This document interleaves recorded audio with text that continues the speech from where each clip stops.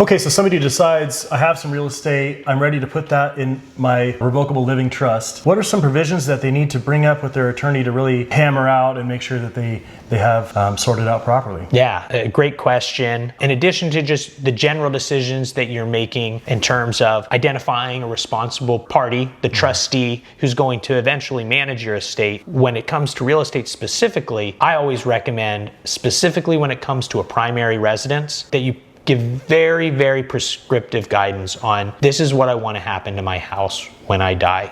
I want it to be sold and for the sale proceeds to be distributed, or I want it to be held forever and I want it to be a vacation home for my children and my grandchildren in perpetuity. And the key reason that's important is, I can't put a percentage on it, but I have seen many, many trust conflicts center around what happens to the family home, because that's an asset that has a lot of sentimental value. It's often the primary asset in the estate where people feel like, this is really what gives me a tie to this family member that's passed away. And if we sell it, then I don't have any connection with them anymore. And often there are many children maybe that are beneficiaries of the trust. So if there's any opportunity for contention there and it's not specifically outlined in the trust itself, then it's left up to battle over.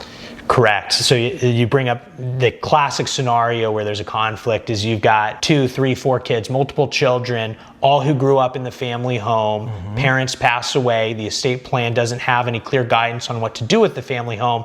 Some kids want to keep it for sentimental reasons. Some kids, maybe not in as strong of a financial position, really need the cash, want to sell the house, and they bicker and squabble and maybe end up in court, which is the worst case scenario, but sadly you do see it happen. And the solution is putting very clear terms in the trust that say, hey, I want you to sell the house, or I don't want you to sell the house. Or you can even keep it a little more flexible. And you could put in a custom provision to the effect of, hey, default, sell the home. But if you unanimously agree you want to keep it, then you can. So definitely have that conversation with your estate planning attorney to make sure that you have some clear guidance on what happens to the home, specifically if it's primary residence, specifically if you have multiple children or multiple beneficiaries who have a really strong sentimental attachment to the home.